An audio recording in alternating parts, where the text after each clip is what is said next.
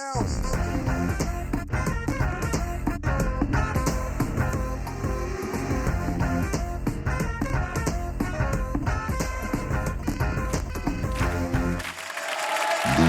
voulons pas de mal à notre planète. Salut les terriennes, salut les terriens. Bienvenue dans SLT Summer 2014, votre talk de l'été. 4 terriens de choix avec nous ce soir. Chantal Lobby. Chantal Lobby, bonsoir. Comme vous le savez, Chantal, dans ses émissions d'été, nous faisons le bilan de la saison de nos invités et le vôtre est extrêmement positif. Qu'est-ce qu'on a fait au bon Dieu? On est à 10 millions de spectateurs. Chantal, ça doit vous faire plaisir qu'on vous demande des nouvelles d'Alain Chabat plutôt que l'inverse, finalement. Oui, bien sûr. C'est l'alternance. Et voilà. David Isbert. David Isbert, bonsoir. Alors, chaque semaine, dans SLT Summer, nous accueillons nos héros de l'actu. Et vous avez été le cireur de souliers d'Aquilino Morel, le conseiller du président Hollande, qui a dû démissionner. C'est vrai qu'à l'Élysée, il y a beaucoup de cireurs de pompe, mais le seul cireur de souliers, c'était vous. David Racheline, bonsoir. Vous êtes le nouveau maire Front National de Fréjus, élu avec presque 46% des voix. Vous avez 26 ans, vous êtes entré au FN à l'âge de 15 ans. À 15 ans, d'habitude, l'ennemi, c'est plutôt l'acné que les Arabes, non? Non, mais moi, ça n'a jamais été les Arabes. Vous savez, j'avais envie de changer les choses et c'est ce que j'ai réussi à faire, en tout cas localement. Et Sohan. Sohan, bonsoir. Alors, bilan positif. Votre album Sens Interdit s'est bien vendu. Vous êtes en tournée dans toute la France. Et en fait, moi, je vous aime bien, Sohan. Moi aussi, je vous aime aime bien bien, parce que vous dites vraiment ce que vous pensez. Même des fois, vous pensez à rien, mais vous le dites quand même. Voilà. En P3, après Le Zapping et Gaspard Proust, nous accueillerons notre terrien du samedi 20h. Ce soir, dans notre série Que sont-ils devenus? Douchka, princesse Disney. L'émission s'appelle Salut les terriens Summer 2014 et le groupe Les Gréments de Fortier.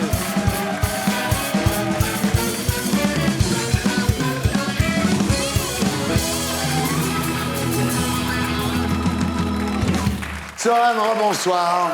Bonsoir.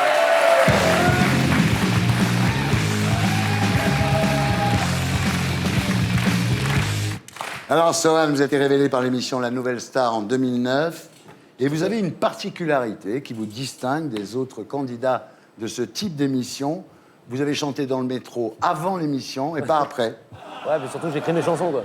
Qu'est-ce que vous foutiez dans cette émission? Bah, je me suis dit, en fait, quand on voyait l'ambiance à ce moment-là, le marasme en maison de disque, je me suis dit, quitte à parler avec des mecs qu'on n'a rien à foutre, autant le faire devant tout le monde, quoi. Ce serait bien. Vous avez déclaré La Nouvelle Star m'a fait gagner du temps. Ouais.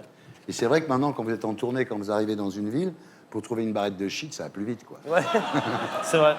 Alors, pour en venir au métro, à l'époque où vous chantiez dans le métro, votre rêve, c'était quoi? Chanter dans le RER? Non, dans le wagon-bar de la SNCF.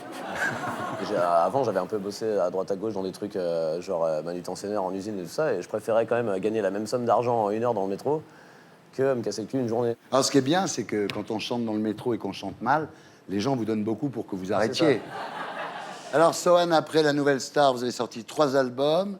Le dernier, Sens Interdit, est sorti en octobre dernier. Et on va faire maintenant le bilan de votre saison. Le temps passé, beaucoup de choses ont changé. Qui aurait pu s'imaginer que le temps serait si vite écoulé? On fait le bilan, calmement, se remémorant chaque instant. Parler des histoires d'avant comme si on avait 50 ans. Le temps. Alors, le côté positif du bilan, c'est que votre album a été très bien accueilli, Sens Interdit. Tout à fait. On regarde à quoi ça ressemble. Et maman, à quoi bon c'est qu'on dort? Accorder nos pardons plutôt que se faire mort à la moindre occasion. La vie, tu sais bien que je l'aime. Dis-lui, je ne maudis que la mienne. Voilà Sohan, Conquistador, extrait de Sens Interdit. C'est pas mal, hein? C'est beau, j'aime beaucoup. La tournée marche bien. L'Olympia le 2 octobre prochain. Voilà. Vous chanteriez dans une ville dont le maire est Front National, vous? Bah, plus qu'ailleurs même. J'aime pas trop ce truc des années 90, des groupes de rock qui chantaient que quand c'est de gauche, quoi. Si c'est pour aller convaincre des gens qui sont déjà d'accord, en fait, j'ai l'impression qu'il n'y a pas de discussion, quoi. Moi, ce serait bien volontiers, vraiment. Ouais, non, mais de là, de faire aider par un mec du Front National, faut pas Non, non, mais... Bien, alors maintenant, on va passer au côté négatif du bilan. L'affaire D8. faire D8. Ah oui. Vous avez été invité avec d'anciens participants de la Nouvelle Star sur D8 à une émission intitulée La Nouvelle Star chante Noël. Et là, vous avez parfaitement respecté l'esprit de Noël en arrivant bourré. Non, mais alors ça, voilà. En fait, c'est juste que D8 ont moins d'argent qu'M6 et que ça les faisait chier de payer des intermittents le double à partir de minuit. Mais en fait, j'étais pas bourré en plus. Pas plus que d'habitude, quoi. Non, pas plus que d'habitude et même moins, quoi. Voilà. J'ai fait mes 2 premières tournées bourrées, donc ça veut dire que je peux monter sur scène, faire plus qu'une chanson bourrée déjà. Bah oui, ça c'est important parce que Voilà. regardez Johnny Hallyday, il a fait C'est toute ça, sa carrière bourrée. ouais. Bah voilà. Non, mais c'est vrai.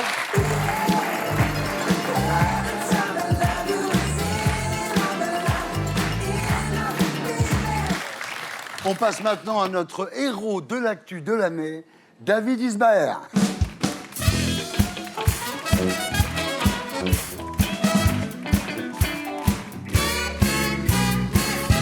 David Isbaer, bonsoir.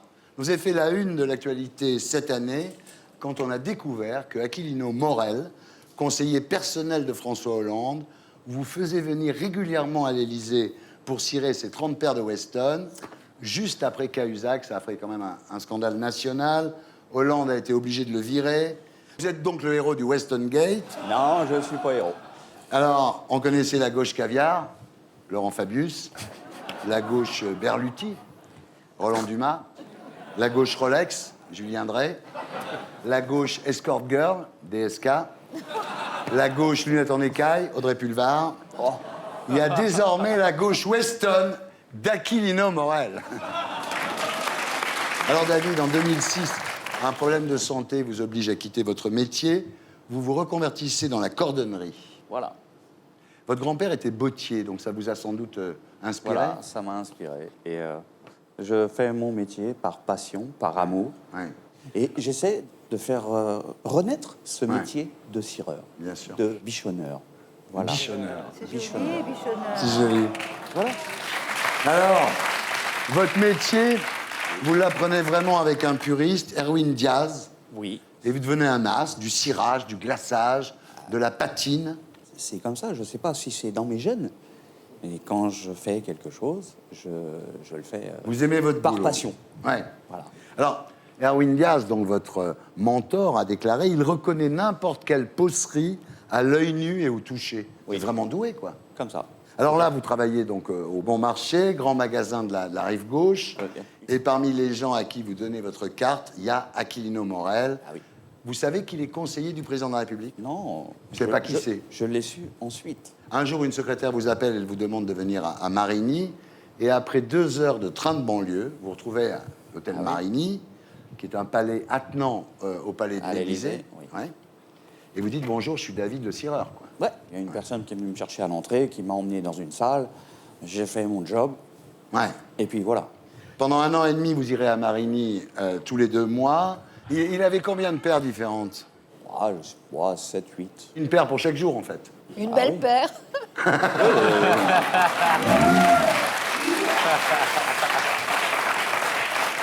Alors, David, c'est vrai qu'il vous demandait toujours de mieux cirer le pied gauche que le droit pour prouver qu'il était vraiment de gauche? Non, je sais pas, moi. En fait, il a 2 pieds droits, ce gars-là, non? Comme vous voulez. Ouais. Demain Comme vous gauche. voulez. Et donc, à l'époque, tout allait pour le mieux. Vous avez même été contacté par Big Malion pour venir cirer les souliers de l'UMP, mais il fallait faire des factures d'1 million à chaque fois. Et ça, vous avez refusé, vous avez eu raison, c'est bien. Ah ben, mon facturier est pas assez grand. Ah, bah, bien C'est un entendu. petit que voilà. j'ai. Et là, David, Oui. c'est le drame.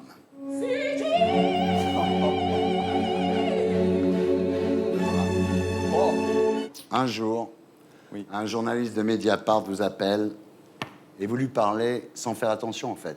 Il a parlé de mon métier.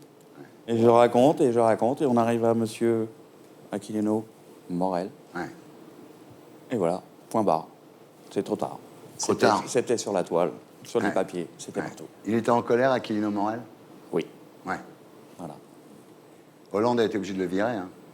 Ah bah, s'il a fait des bêtises, Il est comme tout le monde, il faudra qu'il Ouais. paye. Hein. Non, le plus terrible, c'est qu'Hollande a été obligé de prendre une décision ce jour-là. Ouais, mais il m'a pas appelé pour me demander. Alors, qu'est-ce qui s'est passé là? Vous êtes au milieu d'un tourbillon médiatique. D'un tourbillon, ben oui, vous êtes Ouais. médiatisé comme ça, du jour au lendemain. Vous avez le téléphone qui n'arrête pas, jusqu'à Wall Street Journal. Oh là là. Ouais, à 4 h du matin, le machin, il sonne. Et voilà, c'est impressionnant. Au bout d'un moment, vous vous dites, je vais me cacher, je fais quoi? Ah bah, ça vous a quand même rapporté des clients, j'imagine. Bien sûr, bien sûr. Si on veut se faire cirer ses souliers par vous, Oui. ça coûte combien? Ça dépend. Vous êtes gentil. C'est au pied du client, c'est pas la tête. Voilà. Ça dépend de la C'est taille. pas la tête du client. Non, je plaisante. Non. Un bichonnage, cirage, bichonnage. 10-12 euros. Oui. Glaçage, 25 euros. Bah, c'est normal, un glaçage, ça peut prendre 2 plombes, non? Un bichonnage aussi, hein. Oui. Ça dépend. Ça dépend de la personne que j'ai en face de moi. Voilà. Bien. Tout le monde, même si vous n'êtes pas socialiste, même si vous ne travaillez pas à l'Élysée, Non. peut vous faire cirer les pompes par David Isbert, non? Ouais. David, votre cireur. Alors Chantal Lobby, rebonsoir. Bonsoir. Nous sommes très heureux de vous recevoir sur Canal+, dont vous avez marqué l'histoire au même titre que le porno et la cocaïne. Pareil. Vous faites partie, Chantal, du patrimoine. Et je rappelle qu'on peut vous visiter tous les ans à l'occasion de la journée porte ouverte, absolument. Carrière extraordinaire. Il faut rappeler quand même que Chantal Lobby a commencé la télévision à l'époque où elle était en noir et blanc, mesdames, Ouais. messieurs. Mesdames, Mesdemoiselles, Messieurs, bonsoir. Il a neigé abondamment sur notre région pendant ce week-end et la circulation devient de plus en plus dangereuse. Aussi, nous vous proposons de suivre ce soir une enquête réalisée à ce sujet.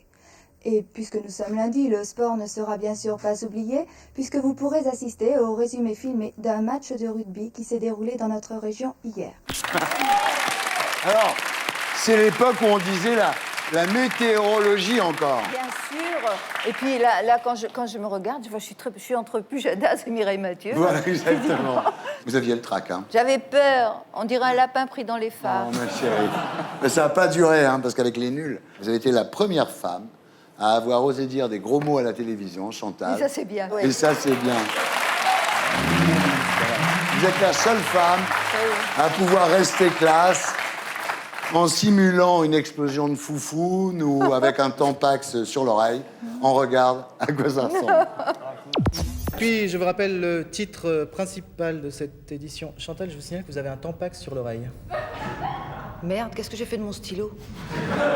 Et puis, je profite de la pauvreté de l'actualité de ce soir pour vous dire que malgré sa ressemblance avec l'endive, le sexe de l'homme qui ne voit jamais la lumière est quand même un légume bronzé, vous ne trouvez pas? Merci. Merci Chantal. Il est effectivement bon de se souvenir de telles choses et de savoir qu'elles sont possibles pour vous, pour moi, pour nous tous. Madame? Pourquoi, vous en doutez? Non, non, j'ai pas dit ça. J'ai senti comme une raillerie dans la question. Ah non, non, pas du tout, non. C'était juste pour vous appeler, hein, vraiment. Vous m'appelez alors que je suis là? Bon, disons que c'était pour attirer votre attention. Vous voulez dire par là que je suis inattentive? Oh, vous êtes une vraie connasse, vous, là. Hein. Les connasses, des femmes qu'on reconnaît. Soyez poli, on n'a pas gardé les cochons ensemble. Eh, ta gueule. Eh oh. Quoi? Énorme, énorme. C'est incroyable, vous avez ouvert la voie à toute une génération de jeunes femmes humoristes qui ont eu envie de se lâcher. Et à Nadine Morano aussi, d'ailleurs. Oui, bah oui. Vous vous rendez compte de l'importance que vous avez eue ou non? Quoi? C'est vrai que la télé était dans une époque un peu coincée et que... Mais c'est marrant parce que on le faisait un peu comme des gosses, sans intention. Ouais. Et moi, dans mes souvenirs, c'est un petit peu ça, les nuls. C'était comme des gamins qu'on aurait lâchés dans une cour de récréation, ouais. Et puis voilà. Chantal, vous savez que dans ces émissions d'été, on fait le bilan. Ouais. Ben, vous, ça va. Hein. Je sais. Le temps passé, beaucoup de choses ont changé. Qui aurait pu s'imaginer que le temps serait si vite écoulé? On fait le bilan, calmement, se remémorant chaque instant. Parler des histoires d'avant comme si on avait 50 ans. Alors, votre bilan, évidemment, la partie positive est très positive. Hein. 10 millions d'entrées pour le film Qu'est-ce qu'on a fait au bon Dieu? Oui. Mais vous en doutiez de ça, non? Non, on ne peut pas s'imaginer de pareils succès si vite, surtout c'était en 1 mois et demi, quoi. 10 millions d'entrées. C'est génial. On regarde à quoi ça ressemble.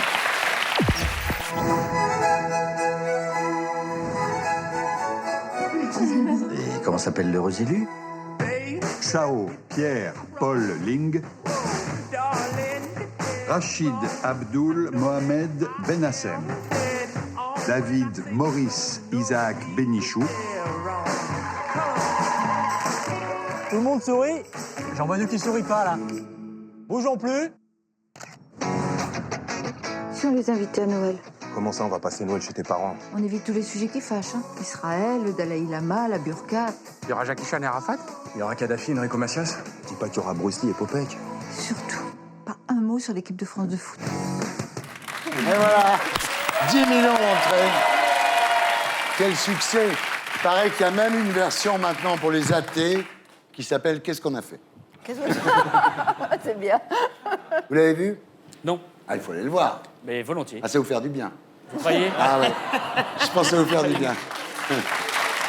Alors, Chantal, j'espère que vous n'avez pas fait un pari à la con du genre, si on fait 10 millions, je me mets à poil à la télé, par exemple.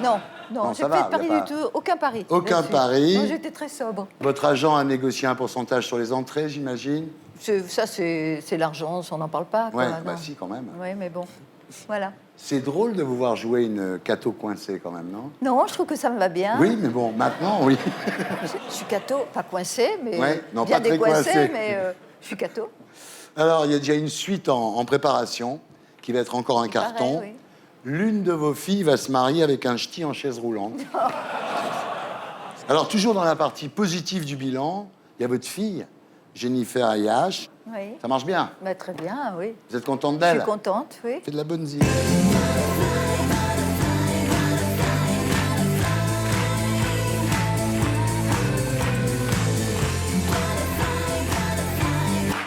Quand vous avez vu Jennifer sur scène pour la première fois, vous avez été choqué.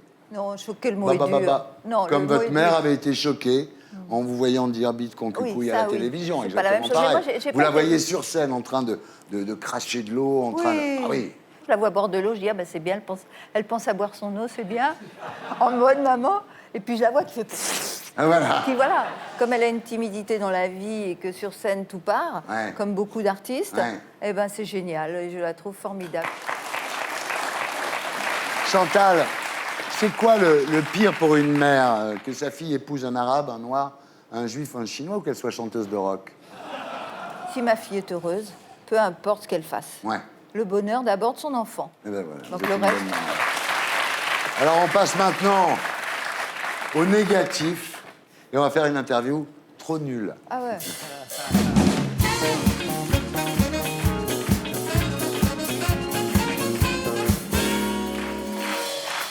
Quel a été votre coup le plus nul au lit?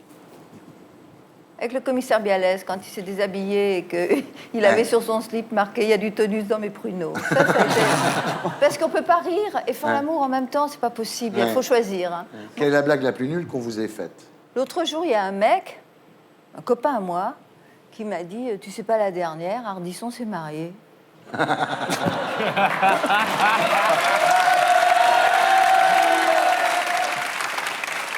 Quelle est l'anecdote la plus nulle que vous puissiez nous raconter là ce soir?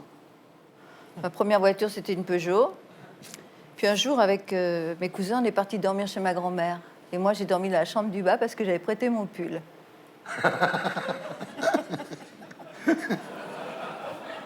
Voilà. Quelle est la coupe de cheveux la plus nulle qu'on vous ait faite? Oh, ben, une permanente sur une décoloration. Je la conseille pas, hein. Jamais. Si vous avez les cheveux décolorés, évitez la permanente. C'était horrible. Quelle est l'histoire drôle la plus nulle que vous puissiez nous raconter? Monsieur et Madame Mon T-shirt ont un fils. Ouais. Comment il s'appelle? Il est où? Elle est nulle. C'est nul. Elle est nulle. Quelle est la chanson la plus nulle de tous les temps que vous puissiez chanter? Youpi, dansons la carioca. Oh oui, youpi, dansons la carioca. Ta-la-la, et ces yeux-là, les danses se revoient. Bravo. Bon.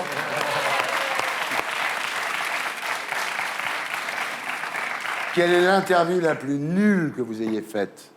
Celle-là.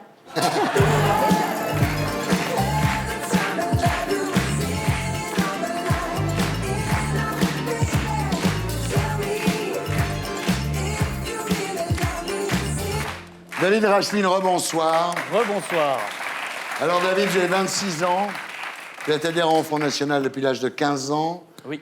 À 18 ans, vous abandonnez vos études pour vous consacrer uniquement au parti. C'est vrai. Vous devenez ensuite président du Front National de la Jeunesse et puis conseiller web de Marine Le Pen. Et cette année, vous avez été élu maire de Fréjus avec presque 46% des voix. Heureusement que vous avez été élu maire parce que normalement, avec le CV que vous aviez, c'était McDo ou rien. Hein. Diriger une ville de 50 000 habitants, c'est énorme quand même. Vous aviez déjà joué à SimCity sur PlayStation? Si vous voulez, quand on voit dans quel état l'ont mis mes prédécesseurs, et particulièrement l'UMP, 140 millions d'endettement pour un budget de 100 millions d'euros, il fallait quand même le faire. Ouais. Nous, on fait des efforts quotidiens pour mieux gérer cette commune, faire davantage pour notre commune en matière de culture, en matière d'école et autres. Ce qui est bien, c'est, excusez-moi, mais quand il dit culture, il te montre toi. C'est ça. C'est-à-dire que tu es un Oui, bien symbole sûr, de la bien culture. sûr. Alors, au FN, vous êtes le chouchou de Marine Le Pen. Elle a dit c'est le bébé Le Pen par excellence. Mais vous êtes le bébé de qui? De Marine ou de Jean-Marie? On ne sait pas. Je sais pas. En tout cas, ce qui est sûr, c'est que de jeunes cadres sont en train d'émerger progressivement dans notre mouvement. Je vous le rappelle, Marion Maréchal est la plus jeune députée de France. C'est une députée du Front National. Absolument. On passe au bilan. Le temps passé, beaucoup de choses ont changé. Qui aurait pu s'imaginer que le temps serait si vite écoulé? Fais le bilan. Alors, le côté positif de votre bilan, il y a votre élection à la mairie de Fréjus, bien sûr. Votre première mesure a été d'enlever le drapeau européen de la mairie. C'est un peu comme Robert Ménard qui ne veut plus qu'on mette du linge aux fenêtres, non? C'est ça? Non. Il s'agissait pour moi simplement de rappeler que le drapeau des Français, c'était le drapeau français, le drapeau bleu, blanc, rouge, et qu'on y était attaché. Oui, mais la France fait partie de l'Europe. Oui, moi je considère que ce drapeau-là, c'est le drapeau de l'Union européenne. Et cette Union européenne-là fait mal au peuple européen, fait mal à la France. Ouais. Et c'est pour ça que je ne m'y sens pas associé. Oui. Mais alors, à Fréjus, quand est-ce qu'on repasse au franc? On ne repasse pas au franc à Fréjus. Ah non. Mais en revanche, je pense que le débat qu'a instauré Marine Le Pen sur la question de la monnaie est un débat central. Il va falloir bien revenir à cette question un jour si on veut sauver notre économie. Vous pensez que passer au franc, ça peut sauver l'économie? Oui, je le crois, oui. On voit bien que l'euro ne fonctionne pas, on voit bien qu'il est beaucoup trop cher. Nous sommes bien obligés de constater qu'il va nous falloir un jour retrouver notre indépendance monétaire. Bien, ça c'est le côté positif du bilan. Maintenant, on va passer au côté négatif du bilan. Oui. Et le côté négatif, c'est un peu l'impossible dédiabolisation du Front National. Bien sûr, Marine Le Pen s'est affirmée comme la patronne du Front National. Mais Jean-Marie Le Pen n'est pas encore un point de détail de l'histoire du Front National. Marine a dit clairement qu'elle était la patronne du mouvement, que c'est elle qui impulsait la stratégie, la ligne politique. Je crois que la clarification a été faite il n'y a pas si longtemps et que maintenant les choses sont claires. Alors, la blague de Jean-Marie Le Pen sur la fournée de chanteurs, ça vous a fait marrer, vous? Mais non, mais c'est pas le Franchement, sujet. non, entre nous. Non, mais c'est pas le sujet. Vous savez, Jean-Marie Le Pen, je le connais bien et je sais qu'il n'y avait pas d'antisémitisme dans cette phrase. C'est clair. Mais je vous le dis. Mais invitez-le et d'ailleurs, il pourra vous le dire. En tout cas, moi-même, je veux dire, si j'avais senti qu'il y avait le moindre antisémitisme dans ce mouvement, je n'y serais pas. C'est vrai que j'avais un peu le même humour en même temps. La manif des résistants. Bouh 9h30, 11h30, stop ou encore Mercedes, la voiture du Führer. La voiture du Führer. Vous avez un peu le même genre d'humour que Jean-Marie Le Pen, non, finalement. mais vous savez, moi, comme président du Front National de la Jeunesse, je n'ai cessé pendant 2 ans d'évacuer les skinheads de ce mouvement systématiquement en prenant des mesures extrêmement fermes contre les gens qui dérapaient. En l'occurrence, là, on voit bien qu'on se moque, nous, avec mon ami, qu'on se moque des skinheads, on les trouve caricaturaux, mais c'est une évidence. D'accord. C'est une évidence. Vous moquez des skinheads, mais c'est une évidence. Ils sont nazis. Mais vos grands-parents qui sont juifs, là, ils doivent se retourner dans leur tombe, non? Vous savez, il n'y a plus que dans ces milieux un petit peu parisiens... Non. Excusez-moi, je vous écoute comme n'importe quel homme politique français. Ce que je dis simplement, c'est que mettre ça sur le dos du parisianisme, ça passera pas. Je parle pas Parce de que vous. si vous voulez, il faut pas être parisianiste pour refuser qu'on tape sur les juifs. N'importe qui devrait refuser ça. Et moi aussi, je le refuse. Et moi, le premier. Et mes électeurs à Fréjus ne sont ni racistes ni antisémites. Ils sont attachés à leur patrie. Dites-moi quand même, quand Jean-Marie Le Pen dit du rafour crématoire, Oui. Vous êtes un Vous peu savez que j'étais juif. même pas né. Vous êtes un peu juif, ça a Vous dû savez que faire un j'étais- peu rire. Quand Non, même. mais vous savez que j'étais même pas né. Moi, c'est pas mon sujet. Moi, je suis un patriote français. Je sais que les militants du Front National le sont aussi. Et je vous le dis, moi qui connais Jean-Marie Le Pen depuis que je suis assez jeune, il n'y a pas une once d'antisémitisme Bonne nouvelle. chez cet homme. Ouais. Est-ce que, si vous le demandez, vous cireriez les souliers de David Racheline? Non, du tout. Pourquoi? Simplement, la voiture du Führer. Je suis désolé. Je suis français. J'aime mon pays.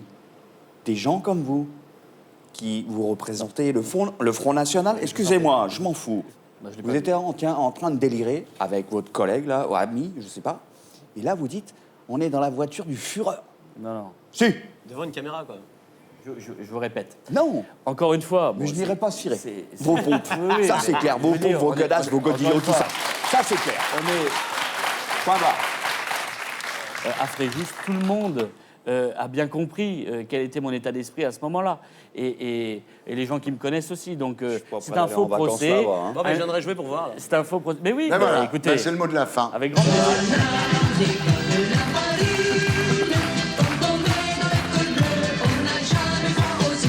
Et voilà, on passe maintenant au dossier de la semaine avec l'édito de Blacko. Et ce sont Éric Giacometti et Jacques Raven, auteurs du livre Le règne des Illuminati, que nous retrouverons sur ce plateau après le Magnéto. Ce soir dans notre série Les nouveaux maîtres du monde, les Illuminati.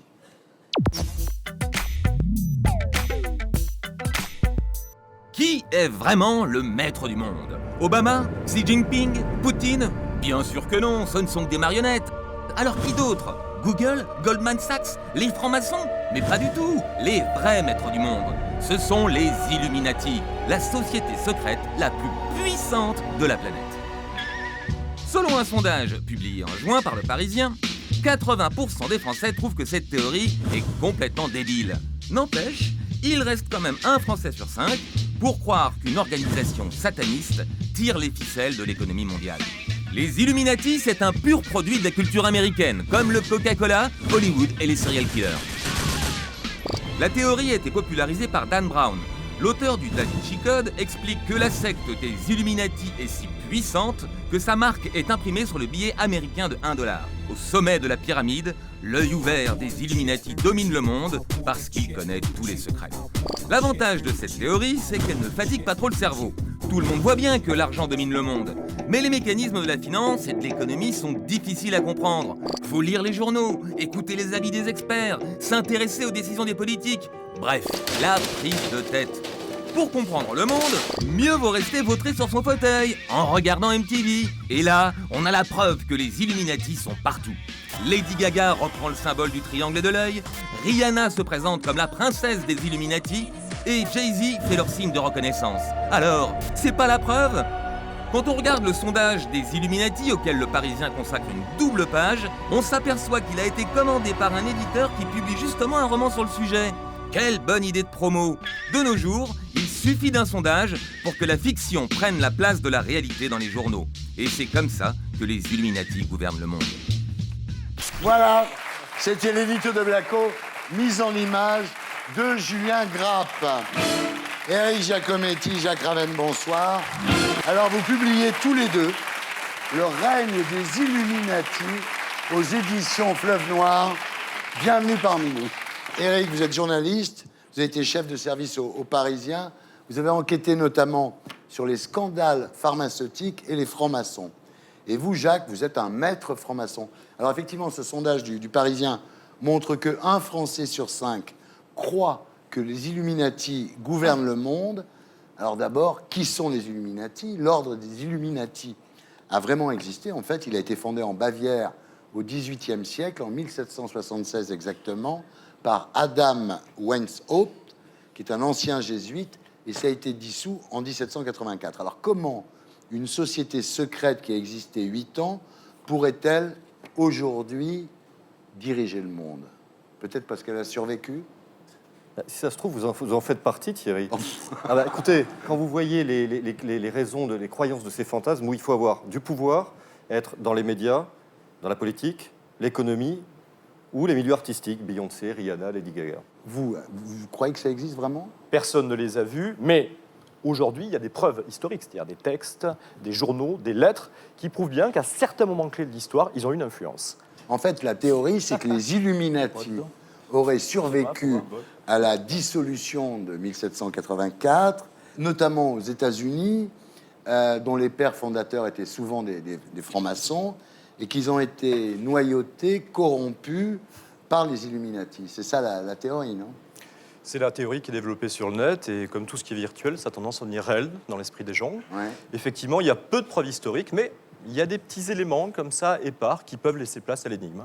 Ben, il y a l'œil déjà, hein. C'est-à-dire, c'est vrai que cet œil qui est sur le billet de $1, c'est... Alors, ce qui est fascinant avec cet œil, c'est que ça n'a jamais été un symbole Illuminati. Ça a été un symbole franc-maçon, mais les francs-maçons l'ont emprunté aux catholiques. C'est l'œil de la Providence. Ah oui, ouais, ça vient des cathos. Ça vient des cathos. Comme quoi les cathos sont partout.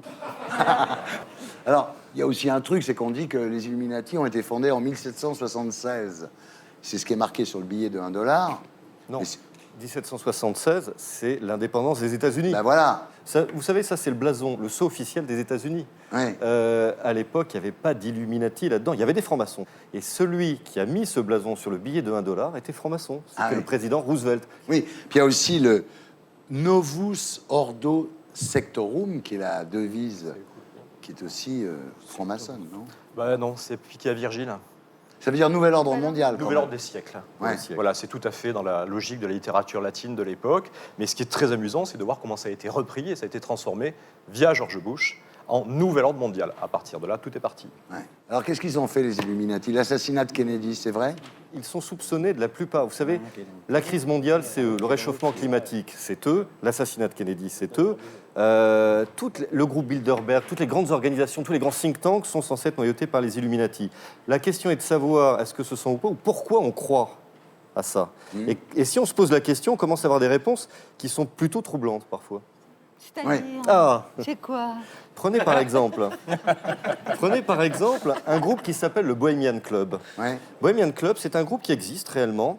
Vous avez 2500 membres, l'élite républicaine conservatrice américaine. Vous avez eu Ronald Reagan, le président Nixon, le créateur du FBI, les Bush père et fils. Et vous savez ce qu'ils font chaque année? Ils se réunissent dans des bois au nord de San Francisco. Et ils adorent une chouette géante de 12 mètres de haut. Vous me dites, vous ne le croyez pas. Moi aussi, j'étais pareil. Au début, je lisais ces trucs de conspirationnistes. Pourtant, c'est vrai. Le problème, c'est que les journalistes n'ont pas fait le job.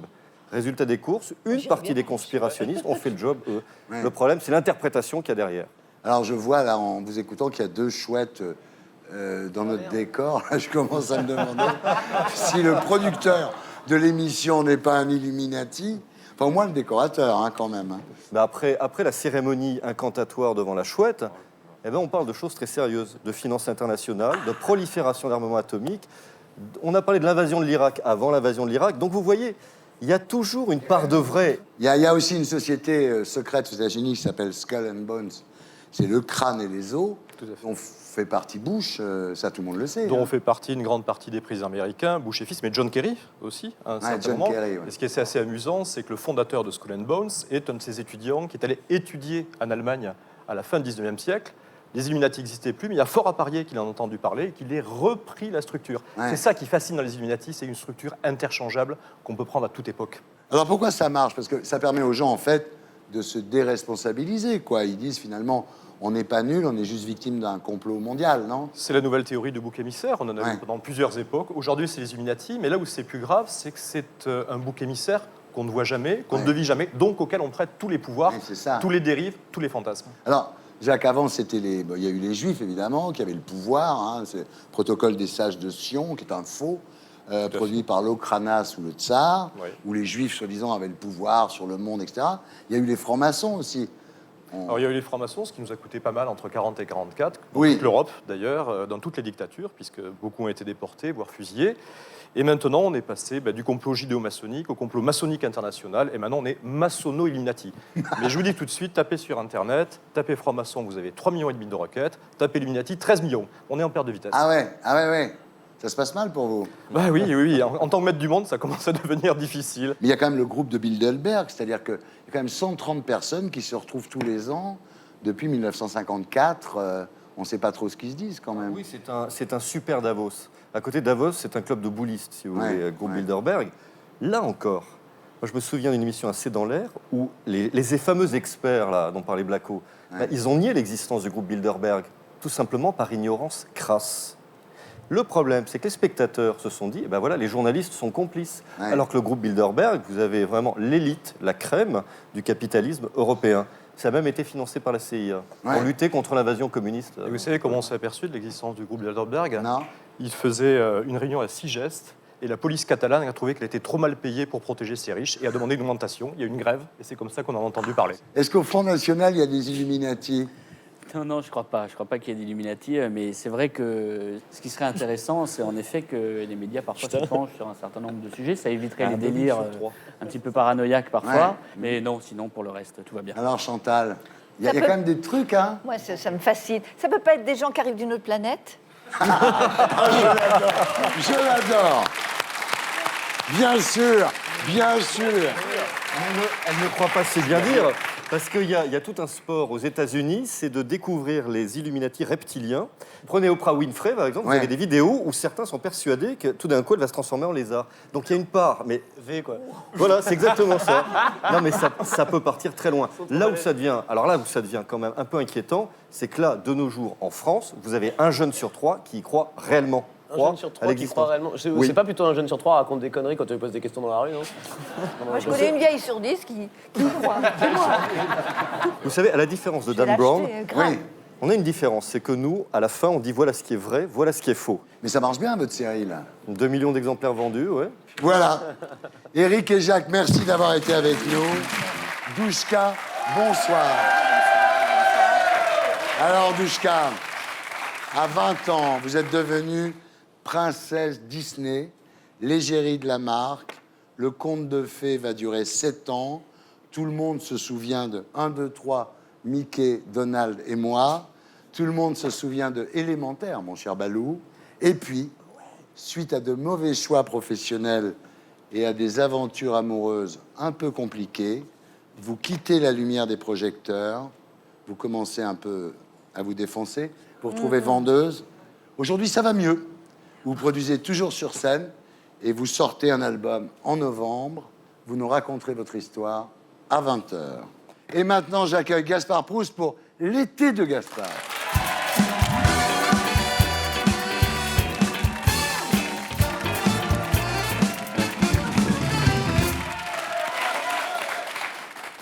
Il est parti, le vendeur de Mercedes, là? Il est reparti à Fréjus. Putain, est-ce que lui, il avait un talent pour te vendre le truc? T'avais envie de direct acheter toute la série, enfin toute la... Et on reçoit Douchka, la fameuse... Ah bah ouais. Celle dont Chirac disait l'amour, c'est 5 minutes Douchka comprise. C'est... Coquine. Sinon, en ce moment, j'ai de la peine à décrocher. Hein. Parce que c'est comme les mecs qui reviennent d'Afghanistan. Ils ont des images de l'actualité dans la tête. Et moi, je suis un vétéran de SLT. Là, je viens de faire un bootcamp. J'ai vu le vrai vétéran, colonel Stéphane Guillon. Ouais. Ah ouais, il me fait toujours des cauchemars. Quand il dort, il a peur qu'Éric Besson vienne lui faire caca sur l'oreiller. Que Morano lui crève les pneus de sa Jaguar. Et puis d'un coup, le rêve prend une tournure, mais sordide. Tu vois, il transporté au théâtre des Deux Ânes, dans le public, que des gens de l'UMP, du FN. Et quoi qu'ils disent, les gens rient. C'est horrible. En plus, on est passé des choses cette année. Là, par exemple, au hasard, l'Ouganda. Ah oui. L'Ouganda. Ah bah oui. Qui a promulgué une loi contre l'homosexualité. Ouais. Mais qu'est-ce qu'ils ont dans la caboche, ces traînes savates? Non, mais je veux dire, l'homosexualité va être passible de prison à vie. Enfin, quelque part, c'est du bon sens. C'est du bon sens. Enfermer des hommes qui aiment les hommes avec d'autres hommes, oui. Ça peut que te donner envie de te taper des gonzesses. Hein. Mais chez nous aussi, ça compte pas. Par exemple, il y a le pacte de responsabilité, tout le débat de la contrepartie aux allègements des charges. En fait, en gros, il faut créer des emplois. Il paraît que c'est super important aujourd'hui. Mais c'est logique. Moi, dès que je gagne plus d'argent, vous savez, moi, j'embauche. Maintenant, j'ai 3 femmes de ménage à la maison. Ouais. Une pour faire la cuisine, une pour faire les toilettes et une pour nettoyer les 2 autres.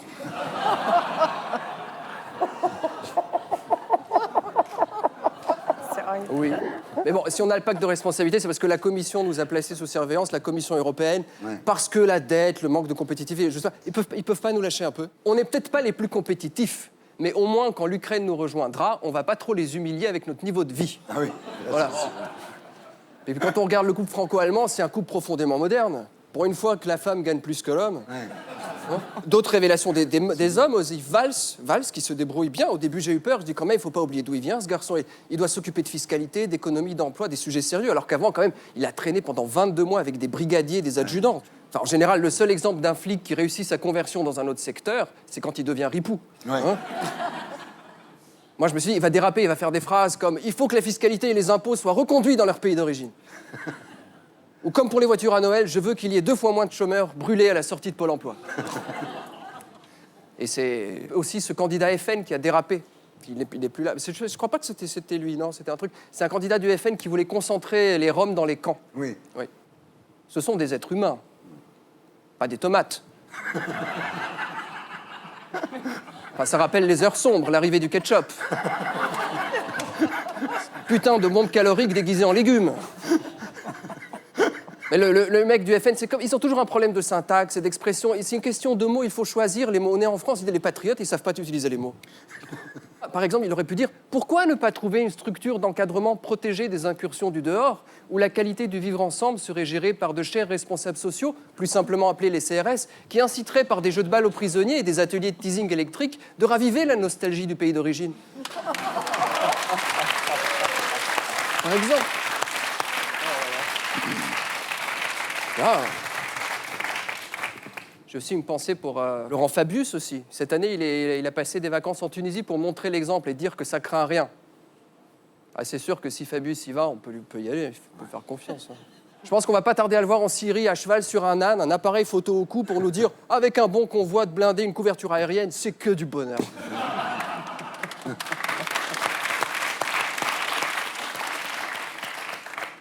Puis on parle beaucoup d'économie, c'est un peu le devenu, et il y a des gens qui nous apprennent des choses à cet endroit.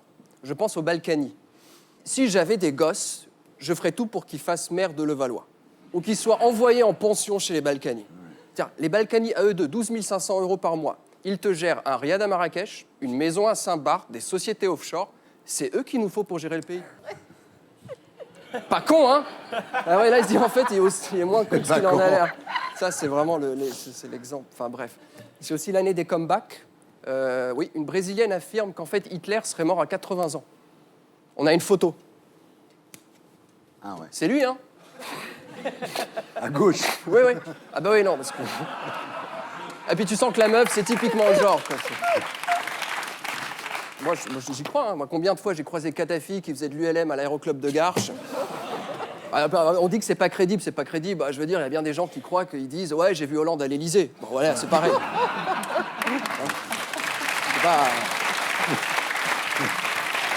Alors, évidemment, quand, comme ça, je repense à des trucs, il y a des choses sérieuses, puis il y a aussi des petits faits divers. Hein. Par exemple, ce père qui a été condamné à 12 ans de prison parce qu'il a frappé son bébé. Tu veux dire, 12 ans de prison. C'est terrible. Il quitte son gosse bébé, il va le retrouver ado. Ouais. Double peine, quoi. Il l'aura connu qu'en mode pénible.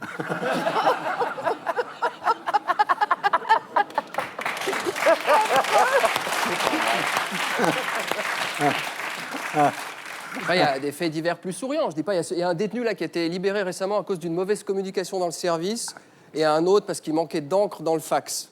Bah, en France, en fait, les seuls mecs qui font de la prison en entier, c'est ceux dont la porte de la cellule est bloquée, tu sais. Bah, je crois. Hein. D'ailleurs, je me demandais, le cadenas sur les cellules, c'est pour montrer que les deux sont maqués à l'intérieur? Non?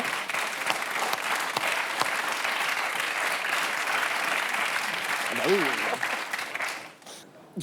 Bonne nouvelle, Neuilly est la ville la plus sûre de France. Ouais. 4 agressions pour 1000 habitants. Alors, c'est des chiffres qu'il faut prendre à précaution parce que 3 agressions sur 4 concernent des voisins qui ne disent pas bonjour. Ah oui. Alors, t'as cool, Summer? C'était Gaspard Pouche, comme autrement ici la semaine prochaine. Et d'ici là, sur canalplus.fr. On passe maintenant à notre terrien du samedi 20h.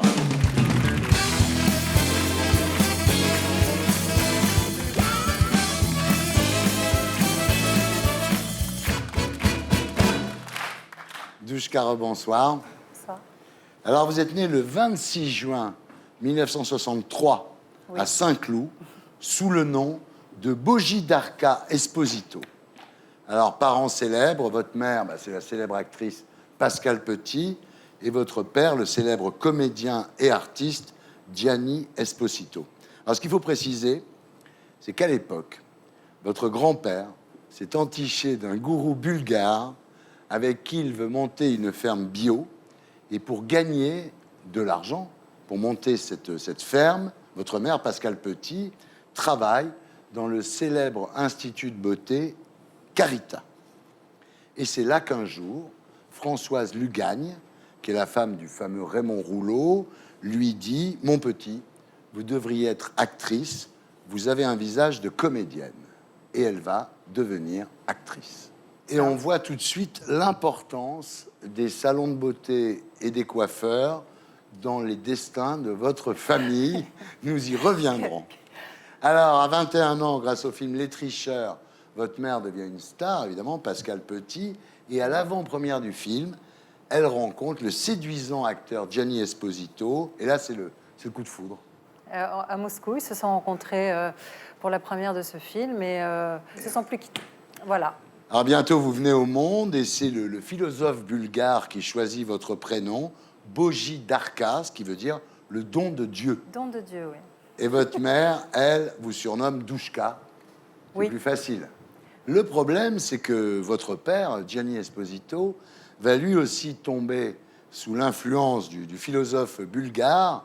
Et comme c'est quelqu'un de très entier, de très excessif et de très idéaliste, il va basculer dans le mysticisme total et il va un petit peu délaisser votre mère. Je pense que, quel que soit l'engagement de tout un chacun, si on part dans les excès, quels qu'ils soient, on peut faire du sport à l'excès, n'importe Bien quoi à sûr. l'excès. Et je veux dire, la spiritualité à l'excès, ça peut être dangereux. Alors, ça l'a été pour on va dire, pour l'équilibre de leur couple. Puisque mon père, finalement, a pratiquement mené une vie de moine. Voilà, à un très certain moment. ascétique. Et comme votre mère, à l'époque, voyage beaucoup, un jour, sur un tournage à Berlin, elle prend un amant, un très bel acteur américain. Elle se retrouve enceinte. Elle avoue tout à votre père. Et elle va à l'aéroport pour dire à son amant que tout est fini. Et en fait, elle part avec lui en Amérique. C'est fort, l'amour. Oui, c'est fort. Vous vous retrouvez toute seule chez votre tante, en fait, un petit peu abandonnée. Ma tante était une femme exceptionnelle. En même temps, il me manquait mon Ah père oui. et ma mère. C'est vrai que je ne les voyais pas assez souvent. Et je n'avais qu'une envie, c'était de retrouver ma maman. Et on était séparés parce que c'est mon père qui avait la garde. Ouais. Et il n'avait pas le... Bon. Et c'est là, comme votre mère chez Carita, que vous rencontrez le destin chez un coiffeur. Le coiffeur, c'est Jean-Louis David. Alors, ce qu'il faut dire, c'est que Jean-Louis David est non seulement coiffeur, mais photographe. Oui. Il vous photographie donc pour un reportage pour Vogue Beauté sur les Miss Junior. C'est vrai que c'est très séduisant quand on a 12 ans, 13 ans, de se dire je vais faire des photos, je vais gagner de l'argent, je vais pouvoir voyager. Voilà. Vous Donc, êtes tellement belle sur ces photos que John Casablanca, le patron de la prestigieuse agence de mannequins Elite, vous embauche personnellement. Ouais. Et ce qui fait qu'à l'âge de 13 ans, donc, vous commencez à gagner de l'argent comme mannequin. Ah, mais je continue mes études jusqu'au baccalauréat. Et de temps en temps, je manque effectivement l'école pour partir. Alors faire que des d'autres photos. planches à Ouais. l'école. Donc c'était sympa. Vous êtes assez déluré quand même. Vous avez votre premier amant en Corse à l'âge de 14 ans. Après. Bah oui, j'étais précoce. Mais vous J'ai étiez grandi grand. vite. Vous j'ai mesuriez grandi vite. déjà J'ai 1m70 grandi à vite. l'époque. ouais. Oui, c'est vrai que bon, j'étais peut-être un peu précoce, mais bon, j'étais, je pense, une enfant dans un corps de femme. Et Ouais. bon, bah du coup, j'étais pas mal sollicitée. Et puis j'avais envie d'être, c'est vrai, de jouer de ma féminité. Et là, donc vous quittez le mannequinat et vous prenez des cours de chant à ce moment-là. Oui. Donc à l'époque, votre mère, Pascale Petit, vit avec l'ancien secrétaire de Sheila, le producteur de Karen Cheryl, qui s'appelle Humbert Ibach, et on l'appelle Mémé. Oui. Alors, Mémé Ibach, à l'époque, donc, propose à Disney d'avoir une égérie qui incarne la marque. Alors lui, il pense à Karen Cheryl, à Chantal Goya, à Dorothée, il ne pense pas à la fille de sa compagne, c'est-à-dire vous, parce qu'il vous trouve pas assez populaire, hein, pas assez fille de français moyen, quoi. Je pensais que j'étais peut-être trop née dans un milieu privilégié. Oui. D'ailleurs, on ne l'a pas dit au départ que j'étais la fille de mes parents. Ouais. Alors, à 20 ans, vous devenez princesse Disney, mais en fait, on dit que vous n'en avez que 17. Oui. Hein? Ce qui est incroyable, c'est que pendant toutes ces années de mannequinat, on vous vieillissait, c'est-à-dire qu'on vous mettait du rimel, C'est pour ça que ça m'allait pas. Et là, d'un seul coup, on vous rajeunit. C'est-à-dire qu'on vous fait mettre des chaussettes, des chaussures à brides, Ça, c'était l'horreur pour moi. une barrette dans les cheveux. Et quand vous enlevez la barrette dans les cheveux, on vient vous la remettre. Ouais. Quand on a 17 ans, 20 ans, et même 17 aujourd'hui, on n'a pas du tout envie de jouer les gamines attardées. Voilà, donc on vous force à jouer la petite fille, et vous êtes très mal, parce que quand vous Je suis arrivez... à côté de mes chaussettes. Quand vous arrivez chez Drucker ou chez Jean-Pierre Foucault, vous sentez pas très bien, Non, parce pas que vous très jouez, bien. jouez un J'étais rôle, vraiment, en fait. oui, je n'osais parler à personne. Et c'est pour ça que, en même temps, j'ai vraiment gardé d'excellents souvenirs scéniques, du public, des délires avec les danseurs, les peluches. Mais c'était too much pour moi. Et moi, Voilà, je suis bien comme sûr. ça, verrouillée. Ceci étant, ça fait un carton énorme, et ça va durer 7 ans. On regarde à quoi ça ressemble.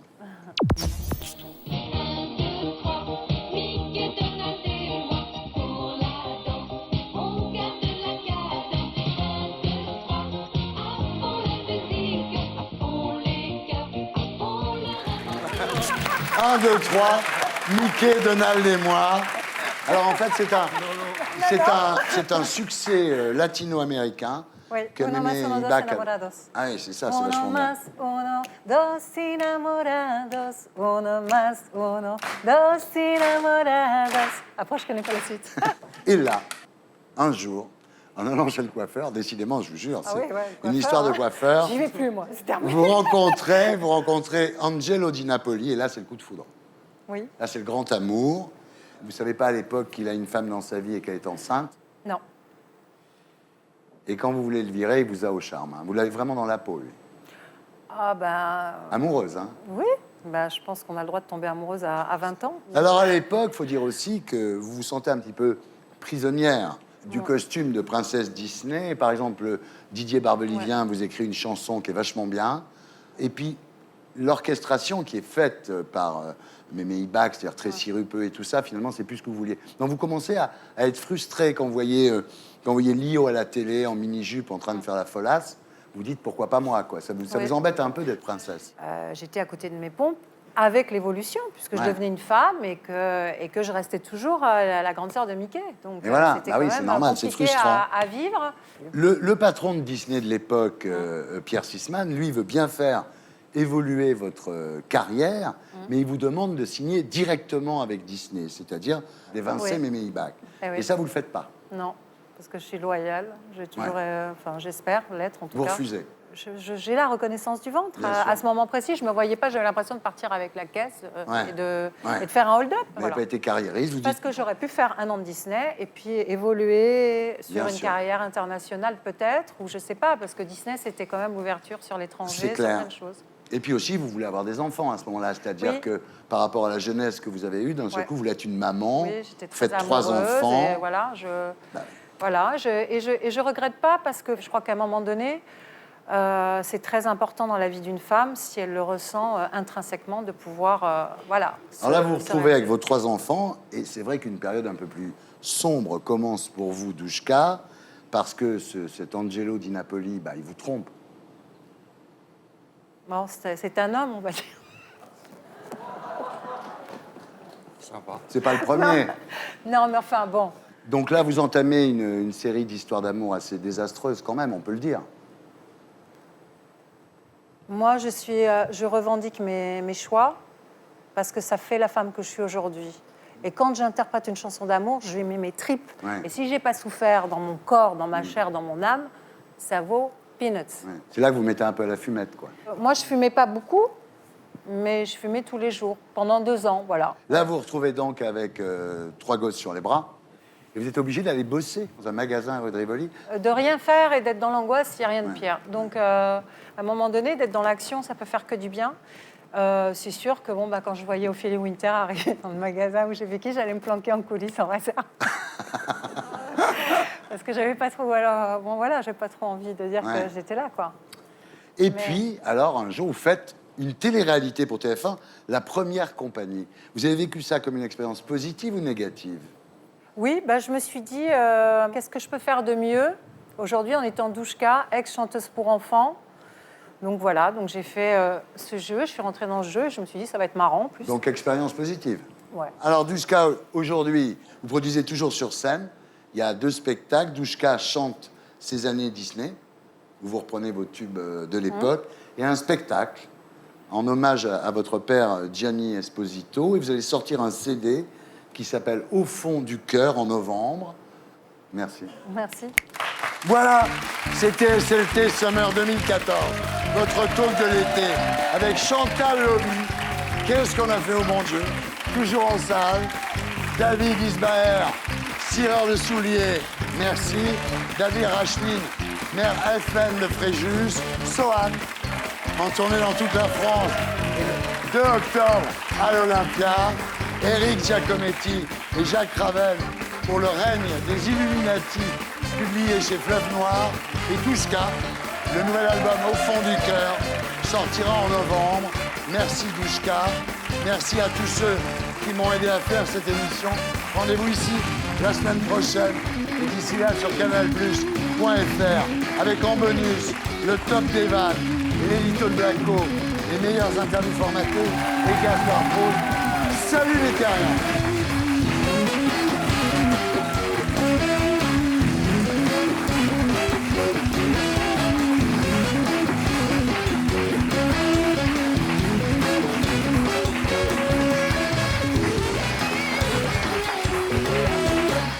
Et pour être sûr de ne rien rater de Inarditube, abonnez-vous et mettez un pouce bleu.